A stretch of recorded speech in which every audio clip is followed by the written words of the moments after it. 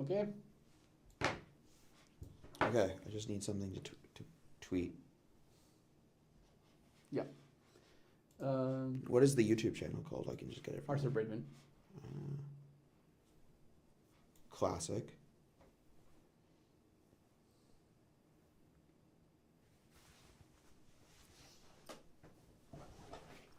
Why is every reporter messaging me right now? They all want to know what's going on with Somalia. Duh. I mean, we rebalanced out of Tether. I don't see a channel called Arthur Breitman. There we go. Sweet. All right, I see it. Is it working? Yep, it is working. Okay. Sweet.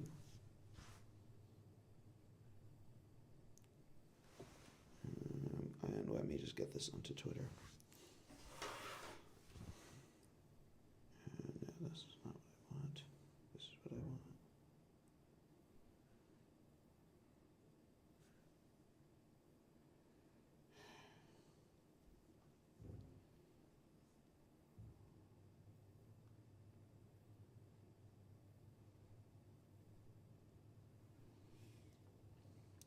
Let me just get this TG.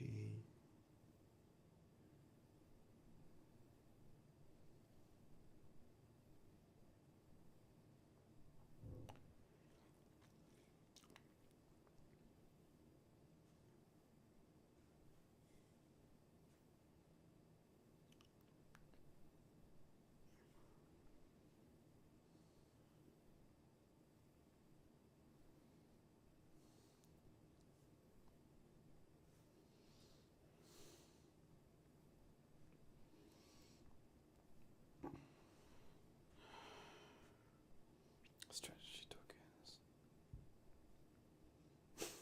tokens. What's NWV? MWE? NWV. Oh, no with veto. Which is the sort of debate in Cosmos right now. Yeah.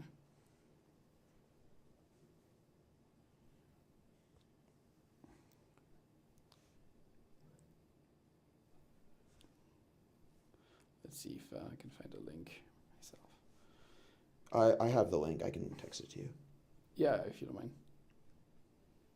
I'm sure anyone who's watching is very confused. The beginning of this video is going to be super boring. Super boring. Yes, we're making a video where we talk about making a video, but we're almost to the place. It's very meta. Where we're gonna. Oh, there we go. It's working. Yeah, I just sent it to you, and I have the link. I can text it to you. Whoa. They're watching. This is basically the plot of Tenet. I'm gonna tweet it, and then I'll be ready to go.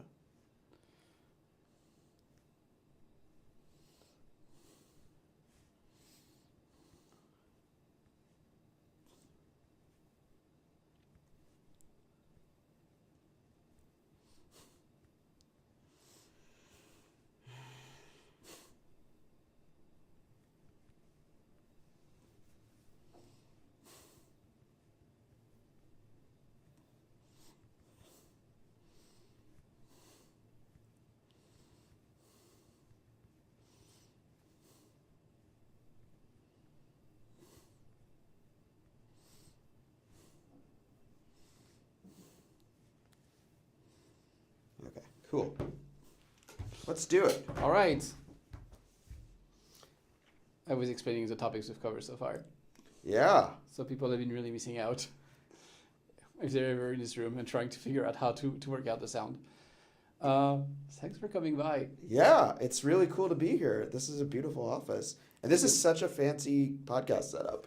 I've been wanting a fancy podcast setup for a long time. I mean, I started doing regular videos back in 2017, giving dev updates, and they were very low budget. I remember. Very low key. And then the thing is like there's a kind of a gap in terms of convenience between doing the very low budget thing and like the high production. Yep. Thing where it becomes a hassle. And so I decided to build a really no hassle video room. Unfortunately, I don't know what there is to talk about. I mean, there's nothing going on. Crypto is probably the most boring it has ever been. Yeah. Everything is just working. Blocks are being made. It is working. No, but that's the thing. It is working, though. It's like the blockchains are working fine. People say crypto is imploding, but really it's another form of centralized finance, which is experiencing a crisis. Unfortunately, it's really, really tied to the ecosystem because it goes into funding, it goes into perception as well.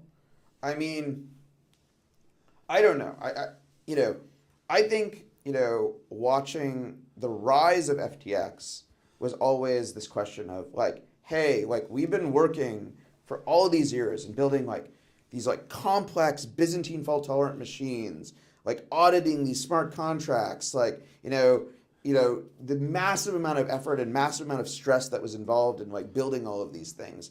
And like, was it all worth it? When, what apparently everybody wants to do is just like log into FTX and trade perpetuals on a centralized exchange. Yeah. And I think the last 3 days have been a reminder about, hey, it's really important, like, even if, like, the only thing, if, like, you believe the tweets that just came out from Sam, and, like, the mistake was, hey, I, like, mislabeled some accounts, I didn't understand what our exposure was to, like, needing an unusual amount of liquidity. Yeah. I think it is a huge validation of those of us who've been building systems where our principles are, it's impossible to make this mistake. No, yes. The funniest thing is like people, of course, are talking about empty GOX. Yeah. And like in a sense, when Mark Kaplan says like, I lost it behind my couch, I believe it. I mean, the best explanation of that I've ever seen for like the Mt. Gox situation is that when Jed McCaleb sold the website to Mark Kaplan, it was already exploited. Like that. Really? That's my. Was it? That theory like really makes a lot of sense to me. The theory that makes most sense is that it was in PHP. Sure. and that is the indictment. Yeah. But here's the thing: it's saying like, oh, we have the assets. It's just that it's not liquid. Yeah. But that doesn't make it means you don't have the assets. You have different assets. Yes. And you think those assets are worth the same, but. And this was like Maybe this they're is this is like your entire job, right? There's like no, like if you are running an exchange, being able to having the liquid, like if you run a stable coin, if you run an exchange, and if you run a DeFi system, having the liquidity so that users can exit is like literally the entire job. I mean, it's not for me. The job is like. It's a thing you provide for the customers. Then like your job is like you need to market it, you need to bring a compelling user experience, Yes. you need to do all of this thing. But it is the baseline. It is the baseline. It is the baseline expectation. It is the difference between running a real system and building a fraud. The thing that I find interesting is for a while, exchanges were seen as super important gateways to the crypto world. Yeah. And I think to a large extent they are, but it used to be that the biggest thing was the fiat on-ramps. Yeah. But now with DeFi, there's so many alternatives and so many ways for people to use on-chain exchanges that you only need a few fiat on-ramps really for people to participate. I mean, I think FTX. So many of the legacy exchanges are still primarily, I think, their role is fiat on-ramps, like Binance for outside of the U.S., and then Kraken and Coinbase inside of the U.S. are, and like for much of the world, are like really reliable as fiat on-ramps. I think what FTX was really, frankly, a competitor to DeFi. Its like primary utility was not a fiat on-ramp, fiat off-ramp. It was like all of your favorite coins are here. This is an alternative to being on chain. We offer yields and we offer perpetuals, and we're offering a better user experience. It's perpetuals. Like the user who wants to trade a perpetual is not someone who comes in and say, hey, there's this coin that I need, or like I want to be holding this coin. I'm going to connect my bank account. I'll send you cash and then a token, and I can do a bunch of things with this token. It's perpetual, so it's just it's basically you just want exposure to the price movement Yes. of the token, and not actually requires the token. So, yeah, what do you need in exchange for that? And I suppose that was part of the thesis for their big foray into Solana, saying like, oh well, we'll do we can do this all on chain if we have this very, very low latency, very like order book type of systems, because Uniswap type of systems are less efficient at providing liquidity or at offering market making. Yeah, I mean, I don't know. Helping with the launch of Similier's strategy tokens and Similier's and like Agoric's IST product of the Agoric chain launching IST has been like a hugely informative experience from which one is IST? Sorry. IST is Agoric's like maker style stablecoin on Cosmos. Okay. And it's just like I've learned like so much. Like I thought I knew how DEXs worked, and I've gained such an appreciation for all the different nuances of the DEX ecosystem. No, that's really well. I'm glad it's not Luna that's becoming the default stablecoin of the Cosmos ecosystem. Yeah, I think there's in Cosmos needs a credible decentralized stablecoin, and I think there's a huge opportunity for that to exist on Cosmos, and I think the Agoric technology is the you've known the Agoric guys for as long as I have. Of course. No, I know. I knew them for even before this. From when I was at Google, I met with Mark Miller and then Kate Seals and a few other people who were there. It's all running in production now. No, that's amazing. One of the first thing I did after Tezos launch was actually like really do a very deep dive on stablecoins. Yep. And understand how they work and how they don't work. Yeah. It took me a while to really get it, and the funny thing is, after doing it, well, what was hard to get? So the project was called Checker. What was hard to get was, I guess, how does it work fundamentally? Like, what are the true? Is it even possible? The first thing is like you're wondering, can I actually have a stable coin? Yeah. And on the one hand, you think, well, it's like, oh, it's impossible because there's credit risk, but you can understand that credit risk doesn't necessarily mean it's impossible, right? Well, it's definitely any stable coin is some kind of derivative, right? You could look at it this way, but fundamentally, people will say, "Oh, there's credit risk, therefore it should be trading at less than $1, and therefore it cannot have parity, and ergo it doesn't work." Which reminds me of some of the argument against proof of stake, which is like superficially it makes sense, and then if you dig a little deeper, it doesn't actually tell you all that much. So there's credit risk, but there's also convenience yield, and the notion of convenience yield is very important. It's like people are willing to hold something because it's convenient, because they want to hold it. Yep. And the point is, if no one wants to hold your stable coin, then sure, it's not gonna happen. But some people are gonna want to. You need to basically control supply and demand. You want to make sure that there's as many people who want to be long a stable coin as people who want to be short a stable coin. Yep. And the realization that's important is you can't do that unless you have some adjustment mechanism. And the way that MakerDAO does it, for example, is we use a stability fee.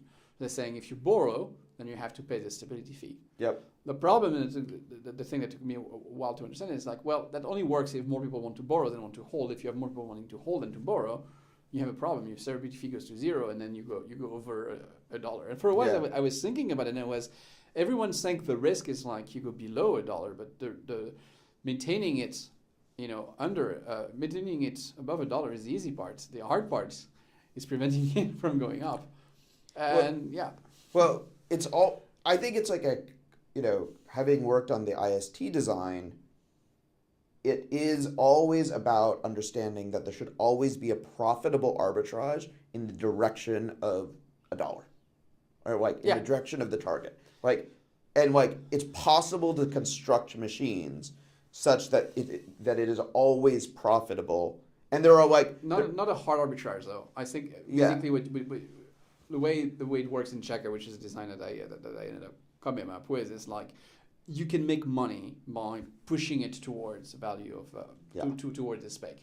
Not instantly. It's not a hard arbitrage. And I don't think you can do that without convertibility. Correct. But I think they're needed, and if people are getting a wake-up call today thinking, oh, wow, like it turns out there was a reason why we want to build systems that don't use trusted intermediaries, where everything is auditable. It's because of this type of shit.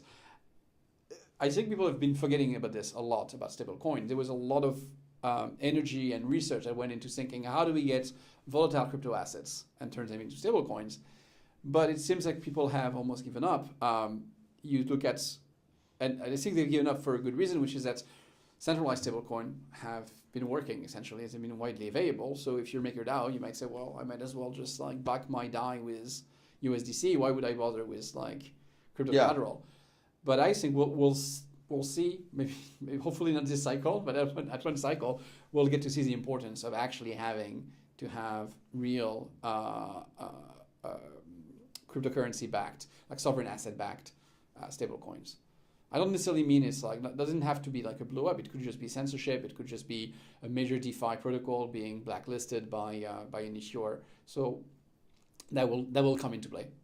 Yeah, I mean, I think I've been working very hard with on like the one of the projects that I'm involved in is sort of bringing USDC natively to Cosmos, right? Which poses all of these challenges, right? Like it's not one blockchain. Like how do you have like a meaningful version of the block list? Whoa. It's not one blockchain, but like the whole narrative is that it doesn't matter. You put it in one, and then by IBC, it's everywhere. But IBC goes everywhere. But it challenges the model of it challenges their compliance model.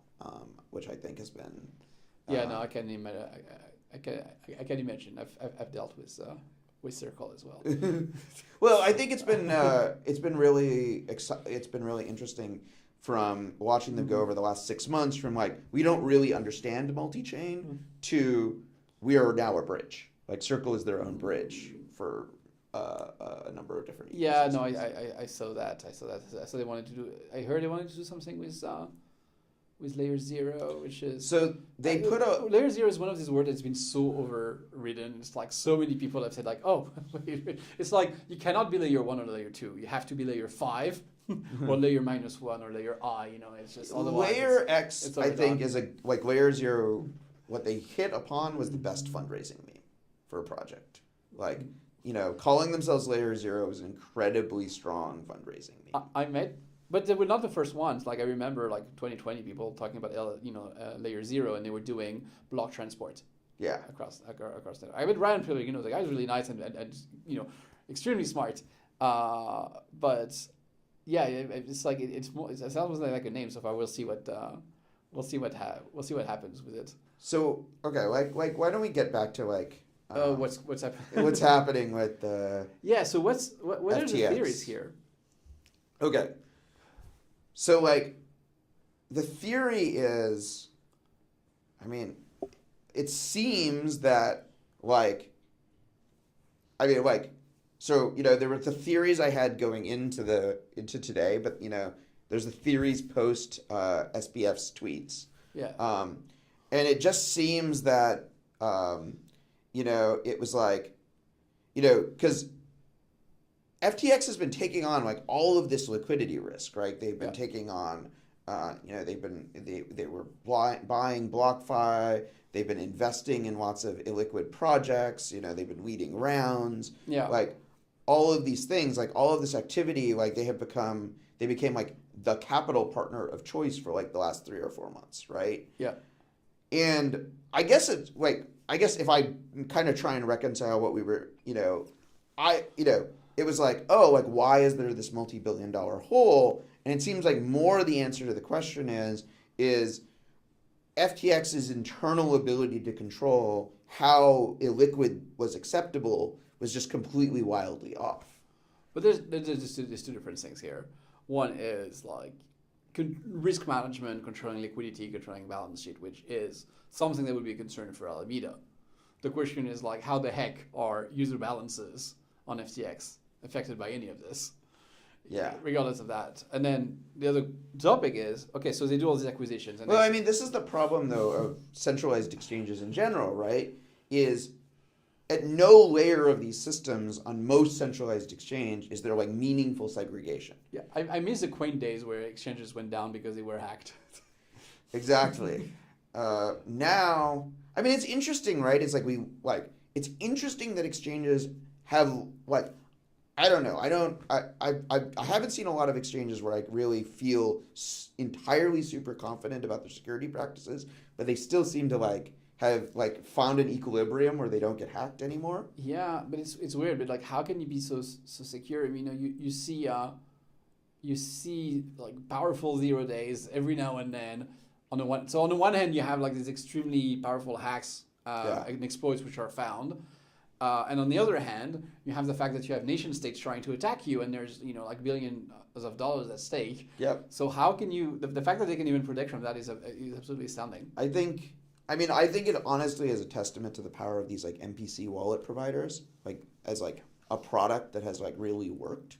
But it's not just that; it has to be the internal governance in all of transfers. Like who has access to APIs, all of that stuff, right? Yeah. Because I don't think the weak point is a private key in many. I mean, cases. Like it's for a while the weak point has been like internal API credentials and stuff like that, right? Yeah.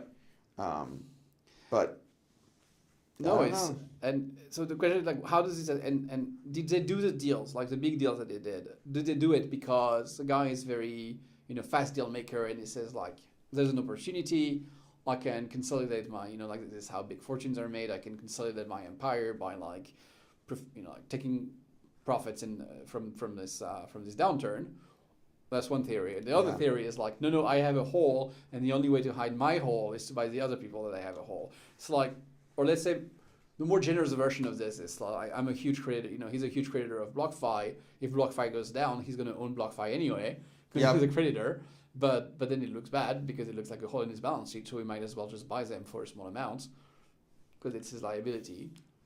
I mean, I think if you maybe add together both theories, you get to the number that like has been so elusive. I think the thing that has been so elusive, I think, to a lot of outside observers is how do you get to needing $8 billion?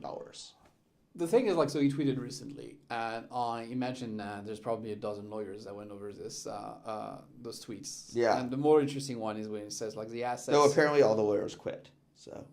That is never good. It's bad when all the lawyers start, like calling you and offering you for asking if you want to hire them. Yeah. And it's very bad when they quit. Well, I'm sure the external counsel is available. Yeah. But let's assume it was reviewed by lawyers. There's this like sentence where it says, the assets match the liabilities because they are liquid.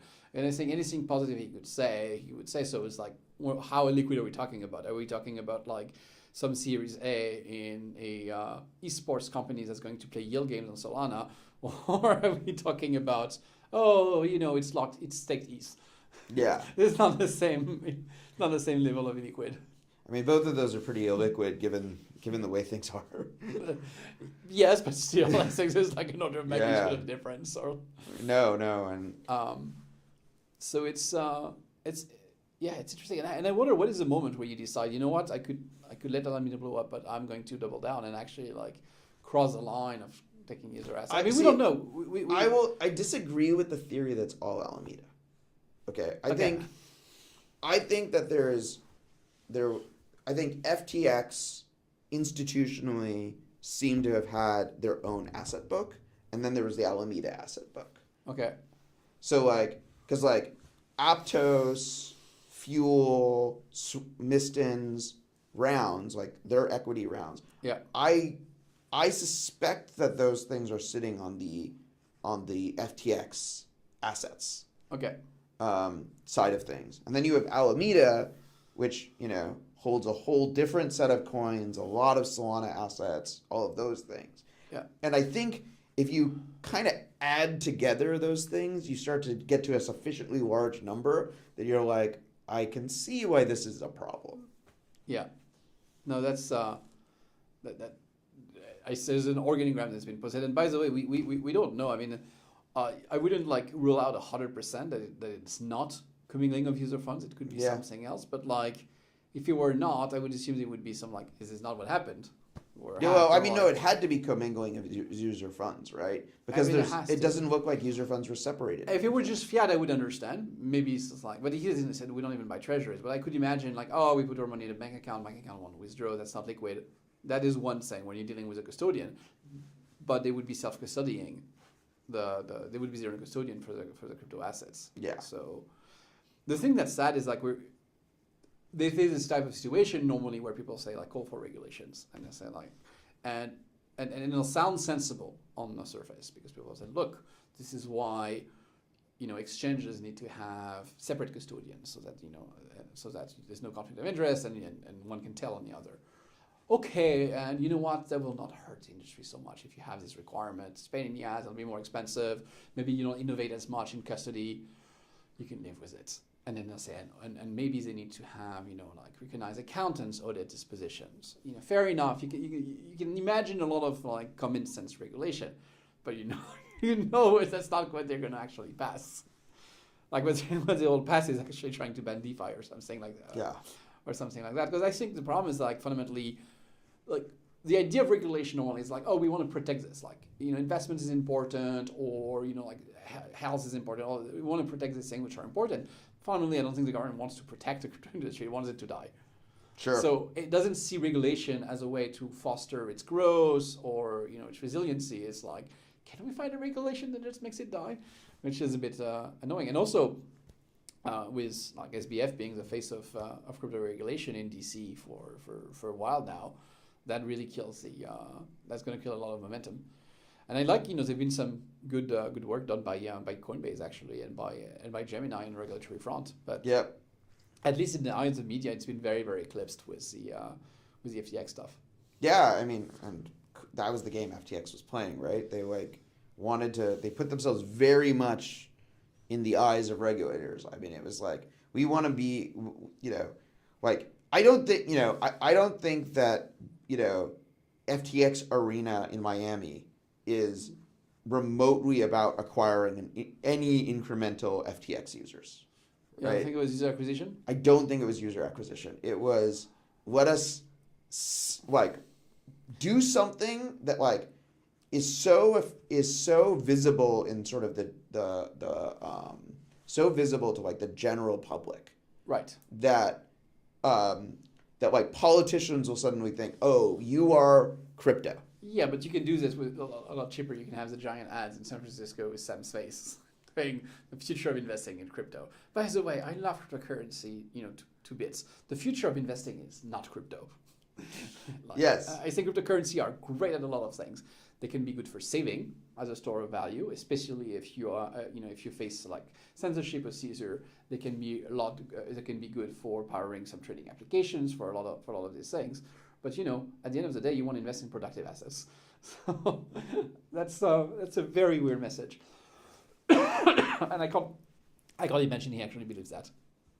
Now, it doesn't mean that we don't have financial, rails on cryptocurrencies and networking blockchain. That's quite possible. Yeah. So maybe that's what is meant. Is like, yeah, the future is you buy your index fund on the blockchain. Maybe. I mean, I think I don't think that's what they mean on those ads. I mean, I think the like real thing that FTX was trying to do is, I think their big thing was, we want to bring perpetuals to the U.S. Right? Yeah. Was there no perpetuals in the U.S. before that? There are no perpetuals in the U.S. There are no perpetuals in the There U.S. are no perpetuals in the U.S. Huh. I mean, I guess DeFi, but... Sure, exactly, right? Yeah. Like,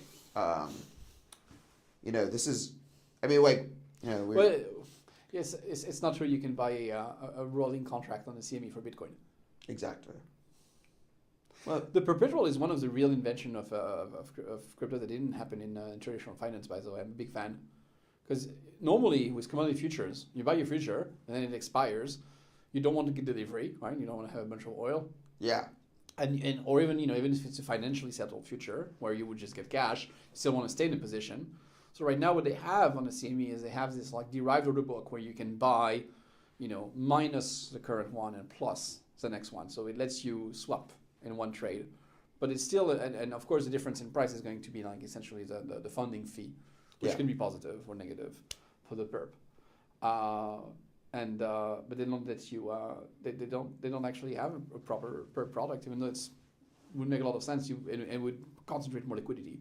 Yeah, and I mean, I think so perpetuals are a really important instrument.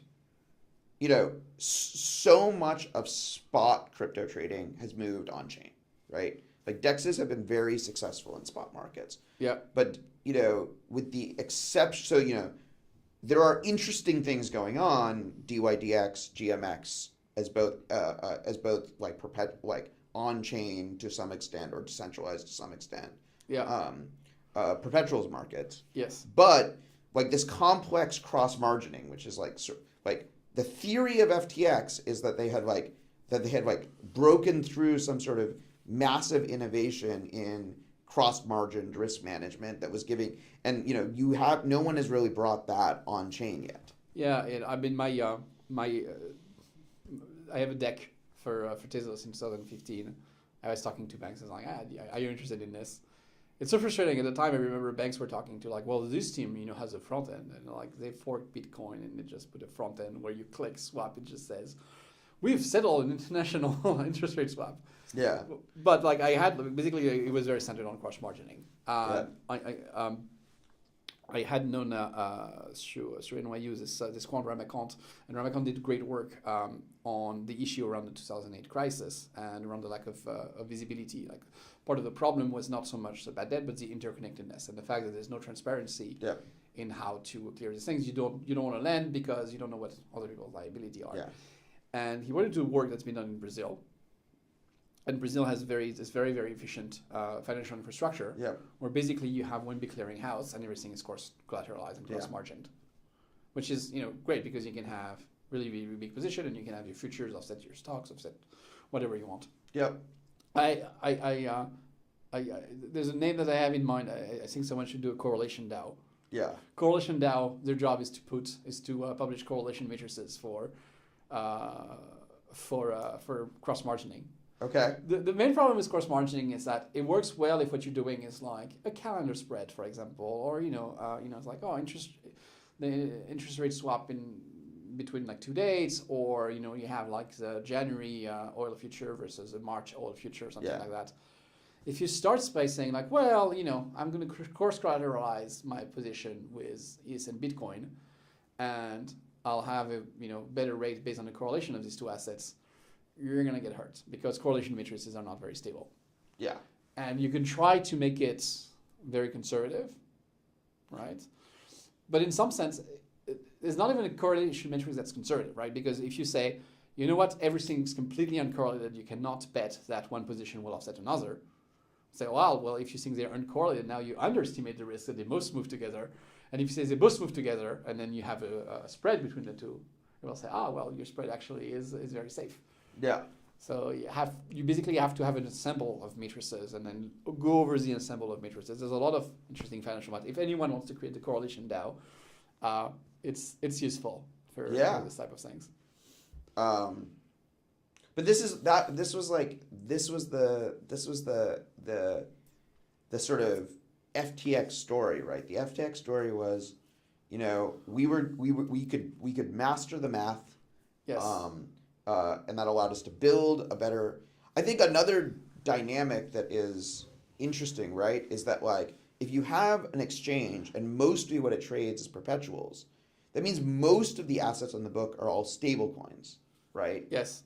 And it appears that a lot, and so I think like one of the other things that is sort of challenging, right, is like if you have all of these stable coins, the stable coins are like very fungible, right? Like you can move them into bank accounts, you can exit into bank accounts, you can hold US dollars. Yeah. And I think this was posed like a real internal controls challenge inside of FTX because it wasn't, if it's like, if you're Coinbase and you're a big spot exchange, you're like, hey, like okay, like customers have this much Bitcoin, we have this much Bitcoin, right? Mm-hmm. Customers have this much ETH on the platform. How much ETH do we have on the platform? Yeah. If you are a perpetuals exchange and everything is stable coins, it's like, Well, the stable, like, it's not really about like, oh, like you just think of your liabilities in dollars. Yeah. I guess I haven't thought about that, because when I think about like the liabilities of FTX, I think of it as like an exchange, like a spot exchange. Yeah. Where basically users have assets and that's it. But did they act as a central counterparty for the perps? Yes. Oh, well, there we go. So it doesn't have to be commingling of funds. It could just be that they failed as a central counterparty. Yeah, I mean, it's very, like I said, it's complicated what's going on. It's very different from, I think, like a lot of people's mental model. Like, there was Bitcoin, there was ETH, there was, FTT, there were, but like for most assets, basically other than Sol, I think, and a couple of other Solana assets, like FTX was not the main spot exchange, but they were like a hyper dominant perp exchange. Yeah, I know. But here's the thing: if the shortfall came from being a central counterparty to perps, this would have been preceded with like a big move, like a lot of liquidation happening, for example, and they still have high margins. So on weird. Liquidation, even with the moves we saw. But what I'm saying is like I don't see if what you're holding of user assets is like all stable coins. Yeah. It becomes a lot less clear, I just think, from an accounting point of view. Like what are the profits? Like, what is the equity of the exchange? What are user funds? Because like everything is just like you can just like move. It's like it's all U.S. dollars, and it's like you're just like moving back and forth between representations of U.S. dollars rather than it's like. Oh, you're saying if there's credit risk between the stable coins. Yeah, exactly. Well, it's not just if there's credit risk. Like it's just like you have Alameda, you have like I think it's just like a lot easy. It's like a lot. I can tell you how you do it. You create a new token, which is the minimum of a basket of stable coins, and you tell users that's what you get. Exactly. You get the minimum of Tether, USDC, DAI, or whatever you want, and that's your basket. I don't know if people would be happy with it, but it solves your accounting problem. Yeah, but like exactly, like if you have like this commingling of Alameda, you have Alameda. Alameda's market making. Yeah. Alameda is a huge market maker in the stablecoin space.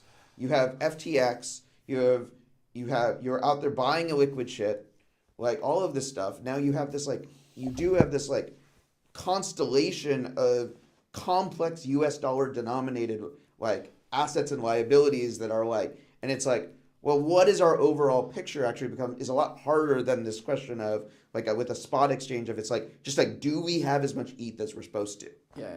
So one aspect of this that I thought is like actually, how many liquid dollars is FTX supposed to have is actually like sort of a complicated question. I'm not sure I see it, but one of the news like piece of like rumor news that I find super interesting is the Tron bit. So yeah, you think about it every single time you have someone facing bankruptcy, and you see their debt is trading for pennies on the dollar. It's like where dollar of liability is like a few cents.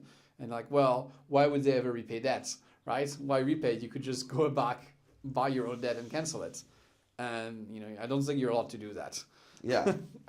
Otherwise, you would just create a rumor of your own insolvency, buy the bond and say, everything is fine. But it seems to be happening via a weird mechanism, which is so apparently Justin Sun went out and said, look, if you hold Tron, TRX on FTX, I'll make you whole. Yeah, I will give you Tron. And essentially what it does, at first you say like, okay, so it's a nice promotional thing, it's guaranteed money back, whatever.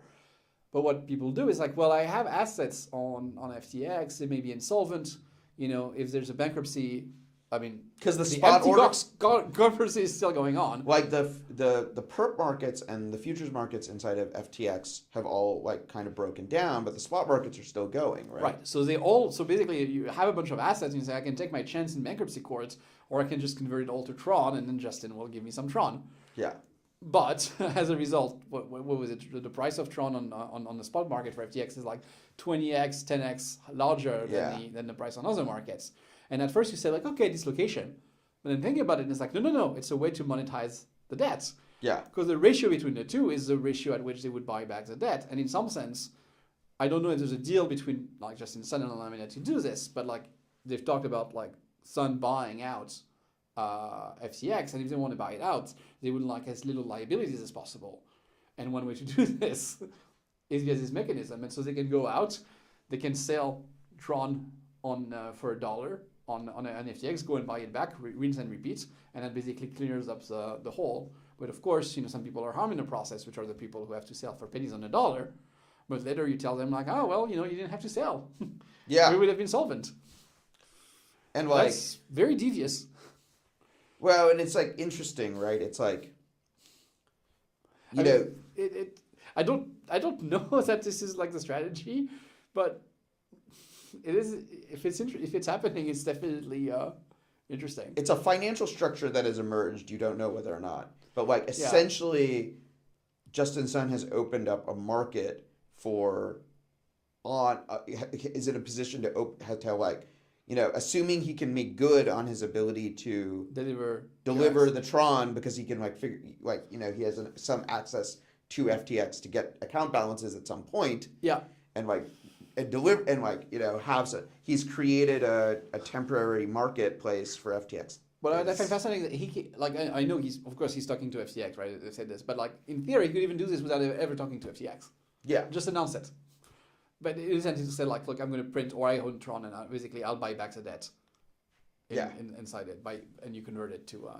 Yeah, and so some fraction of whatever $8 billion in liability is being exited being monetized via Tron, and it's basically coming down to like, hey, who's willing to who has time preferences that says, hey, I'm not gonna wait for this to get sorted out, or see what chunks of illiquid assets of FTX I end up with, and you have this classic. I mean, the classic incident in the history of crypto is Bitfinex issuing the Leo debt token as a way of sustaining themselves post hack, right? And it's not that different from just raising money, honestly, with a note from investors. I mean, that is essentially where the Leo token is.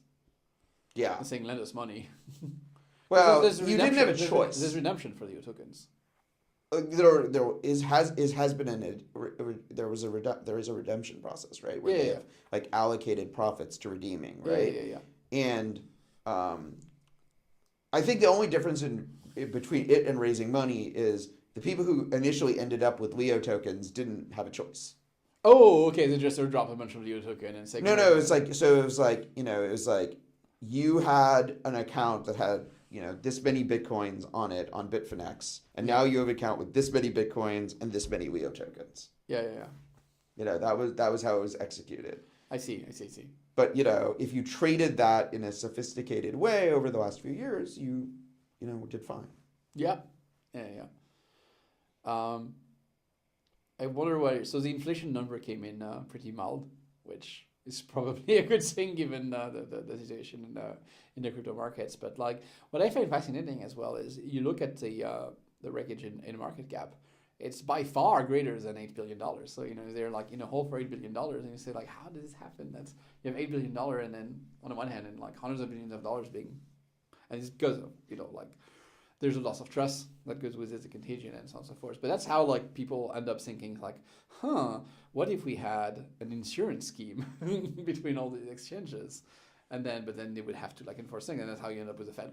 Yeah, that is literally a bunch of banks do bad fractional reserve, and they keep fucking up and creating contagion, and then they just decide oh well, how come is it that the contagion created by a small hole is much bigger than the hole itself? Yeah. Which is not a good idea, not what I advocate, by the way. But the other thing is people will say, well, we need regulation here, but there's already laws against fraud. There's already laws against lying about what you're doing, and telling that you're not committing any user assets when you are. And again, assuming that is what happened, but we don't see any. There hasn't been any denial of it either. Yeah, I mean, I mean, this is the challenge, right? Is it's like, so it is really hard to build a custodial financial service of any kind, like let's say in the United States, right? Yeah.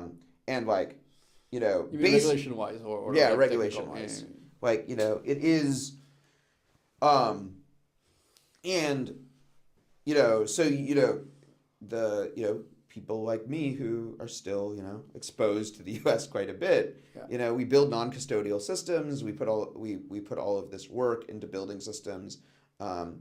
That like Sommelier is a system. You know, it has these interesting properties. It has these like actively managed strategies, and like a bunch of active management has happened over the last day. Like we, you know, one of our strategists, you know, had a whole bunch of exposure to Tether and exited that Tether position into USDC on half of users. You know, we've had interesting stuff because of all of the volatility in the markets. You know, and we're bringing more strategies online. But you know, we built this whole system, and it was like, hey, like it's a complex financial system, and it's designed in a way where that like, you know, you can't do this. You can't rehypothecate user funds, all of this stuff. So similarly is an MPC system, right? For multi-party computation. For like, you want to run a strategy, but it will just not run as a smart contract. And you want to do it yourself. You don't want to give your key to it. You need active management, right? So it's active management, but it was a set strategy. It was by MPC, which means it can work on any chain. Which means you need to bring it to Tezos. Sure. Can't be one chain. Yeah. No. I mean, but the reason that we launched on Ethereum is because Ethereum continues to be there's more money. The most reliable place for DeFi liquidity. But you also want to demonstrate that you're capable of handling multiple chains. We'll get there. There's a lot of interesting opportunities in Tezos because I think it's overlooked by a lot of DeFi traders, and so they don't like. There are opportunities there which people don't necessarily see because they're like, oh, Tezos. I think it's interesting, right? It's like Tezos has sort of branded itself as, you know, an NFT, you know, oriented ecosystem, right? It's not so much the marketing; it's mostly like what really stuck and has really worked for our ecosystem. And what I really like about it is that it is very resilient to this type of winter. And again, it's like even within NFT, it's a category because if I don't know like what's going to pan out, but this is probably, like I said, there's the worst day that I've seen, and I've followed this space since 2011, and it's never been worse. This is a lot worse. This is absolutely the worst. Empty Gox. This is a lot worse than anything we've seen. Much worse than 2017. 2017 was essentially a turn in sentiment. People were like excited, and then they stopped being excited. This is really bad. And like it's really important. It's like in 2017, 2018. I mean, the most impressive thing was that no major exchange actually failed. Yeah. Right? No, of course. And that was the most, you know, and we were, you know, there were all these exchanges that were like basically, you know, set up and operated out of like bedrooms, right? Like.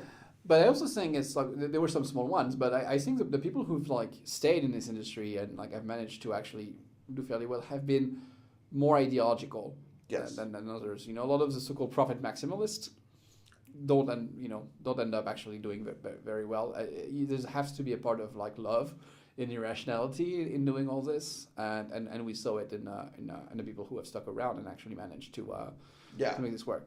But what I was saying on the NFT is like if we get into like this bad of a winter, I don't know that people are going to want to spend hundreds of thousands of dollars on PFPs because, to be honest, like it's mostly speculative trading as opposed to absolutely. It's all coins with pictures. The way I describe it. But like the art markets, you know, like people spending $100, $200, or you know, sometimes more, but like for a median price, right, for a piece by an artist that they love, is not something that's really affected by the fact and so the fact that we have these very resilient use cases is quite important. But I don't think of Tezos. You know, Tezos is an open network. It's neutral. It can do many things. We've had also games has been pretty big. There's 2 major gaming studios did something on blockchains in 2021, CCP Games and Ubisoft. They both did it on Tezos. It's funny because like look at the press. It's like okay, well. But Ripple had $100 million fund for games a while back, and so did Tron, and so did the OS. Yeah. You'd think that you would get something out of this, but you don't really seem to. And I wonder what's going to happen to all of these like FTX funds around like gaming now with the blow up. But what I like to do is I would love to see DeFi grow on Tezos, but I think it has to be a bit different. If we try to just copy what everyone else is doing, and you end up competing on like yields or competing on liquidity and all of these things, and it can be. I don't think it's the best path to actually grow the DeFi on Tezos. Yeah. There's a game that everyone did. So just going into 2020, 2021. The game was Ethereum has a lot of DeFi. Okay, people clearly want to trade because they don't want to pay $1 million to Binance to list their tokens, right? So it's a good way to launch your token, bootstrap your liquidity. Great. Yep. They do it on Ethereum, but the fees are really high. So the playbook was you build a bridge to Ethereum. You have the same DeFi, but a lot cheaper. By bridging all the assets. And at the time, I sort of like trying to like help the ecosystem do this in the Tezos ecosystem, and I was like, Binance is going to win this game because Binance had the CVM compatible chain with Binance Smart Chain. They had the vertical integration with the exchange. They had plenty of money. They could wrap all your assets automatically, so you deposit your assets on Binance automatically. You get this. They were positioned to win, and they had like decent TPS, like enough. Not particularly decentralized, but I don't think a lot of the degen trading cares so much about centralization. So they were very, very poised to win it. And then many other people tried it with like very large incentives, so like just paying all the money to bring liquidity and hoping that it sticks. So we saw this on Avalanche, Algorand, Polygon, Solana, but most of this liquidity has dried up. I think some of it has remained on Polygon, but amazingly, like Binance Smart Chain didn't actually capture that trading and that liquidity all that much. And I'm surprised that it didn't do better. Well, Binance Smart Chain is like a parallel universe of assets, right? Like as you said, like bridging is relatively easy, but like mostly I haven't looked for a while, but it's just like, it's been fascinating the extent to which like the assets that trade on Binance Smart Chain like don't trade anywhere else. But I actually think bridging is very hard, which is why I thought Binance was in a good position, because it depends how you do bridging. You can either do bridging, the hard way by trying to build light clients on. Yes. Are you familiar with this? I'm familiar with the hard approach. way. And fraud proofs, and well, of course, the Cosmos ecosystem is a bunch of like clients talking to each other. I think Near with the Rainbow Bridge really tried to have like a serious bridge. The other one was the Bitcoin one on TBTC on Ethereum. So those have tried to do these real bridges. And then if you don't do that, you're basically going to have like some multi-sig, but that becomes the same problem you have in an exchange, right? Yeah. And Binance is an exchange, hasn't been hacked, so they have the expertise of actually doing secure bridging. And it's not easy expertise. But okay, so they have these other assets, but somehow people didn't decide that, you know what, I'm going to wrap my ETH and I'm going to wrap my Bitcoin, I'm going to go and move them to Binance Smart Chain and trade them against each other. Yeah, no, they trade like, like completely parallel universe of assets on PancakeSwap. Yeah. Like, no, it's so every single like Dogecoin competitor that I've seen launches on Binance Smart Chain. Yep. That much I've noticed.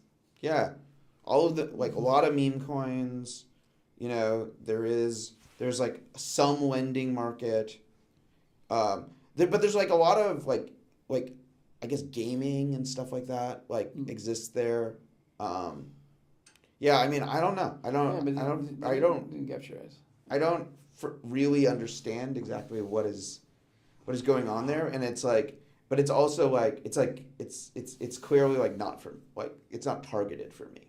No, do you ever wonder if like is there someone out there who has like the understanding of the whole thing, who knows everything? Probably not. Who knows everything in crypto now? I don't think that there is a single. Yeah. I don't think it's possible. Like, I think a lot of funds have teams of like protocol analysts now, and I don't think even like at the institutional level anyone really understands. Most of the analysis that's out there today is pretty bad. Like it's really, really hard to find good quality analysis and commentary in this space today. It's not all bad. Yeah, but I mean, everyone technical got into the market in this cycle, right? So we all have bags, but we also have like things that we're focused on. Like, I'm very focused on Sommelier and Cosmos and that ecosystem. Yeah. And like my sheer awareness of everything else is much lower now. Yeah. By the way, we didn't check at all if there were questions. No, it's mostly like emojis. Oh wait, hang on. person right is coming out of the wrong speakers. I don't know. We don't get the full chat. Clearly, we need to work this out. Person on the left, on the right is coming out of my left speaker, and person on the left is coming out of my right speaker. Oh okay. no! Switch speakers. Yes. we just switch position, and now it'll work. Okay, we'll have to adjust the microphones. Oh, this was fun. Yeah, this was really fun. I mean, it's fun, but it's levity of tragic event. This is really bad. And entirely, it could entirely have been avoided. It could entirely have been. It could entirely have been avoided. It could have It could have entirely been avoided. It could have been. It could have been. There could have been less. I don't know. It's just like, it's the pattern matching of capital markets, right? And that the capital markets were somewhat it was the capital markets were kind of presented at the beginning of the cycle as there are three possible centralized exchange sort of templates. There's the Brian Armstrong Coinbase template. Yeah. There's the CZ Binance template, and there's the Justin Sun template.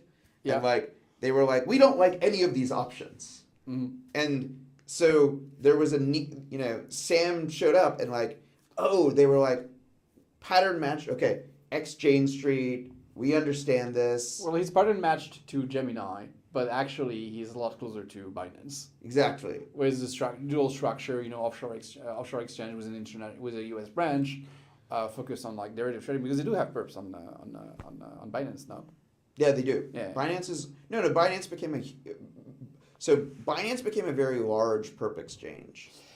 The other thing that I found fascinating, the BitMEX liquidity all went to Binance. The Swiss Foundation raises money in 2017, and Poloniex is by far the biggest and leading exchange.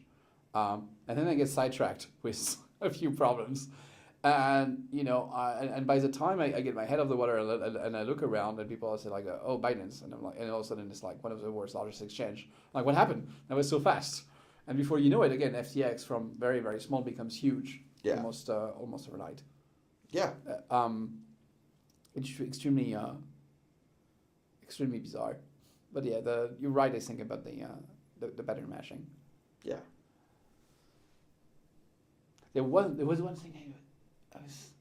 And I just don't honestly think that capital markets will ever change that aspect of them. That they're Oh yeah, so there's two topics actually that I was thinking about. One was how much of this was Luna. There's two extremes. On one extreme is Luna is just the straw that brought the camel back. A big straw, right? But it's one thing, and then once this thing fell, everything fell apart. Yeah. The other extreme is no. Actually, the entire 2021 cycle was Luna, and just derivatives of Luna. It's just people putting more money and just getting into this. The entire high yield in crypto was not people borrowing for leverage. It was just because people borrowing for getting Luna, and it's all there. Everyone was in it, and that's we were all the anchor carry trade was everything. Right? Yeah. And I don't think either is true, but I wonder what is the importance of the Luna crash in all this, and getting everyone under.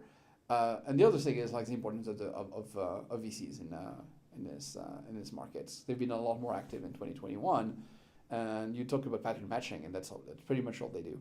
Yeah. My impression of a lot of the venture capital, starting when I was in high school, and a little after high school, actually, 2000, 2001, you have the beginning of the crash, the .com crash. And I don't know, the joke is that the VC was just someone who would just hear .com and just pour in a bunch of money thoughtlessly, because they would just pattern match everything. It's haha, VCs. And then over time, I'm changing my mind, and I think there's a peak of for me in 2012, maybe we're no, VCs are fields for kings.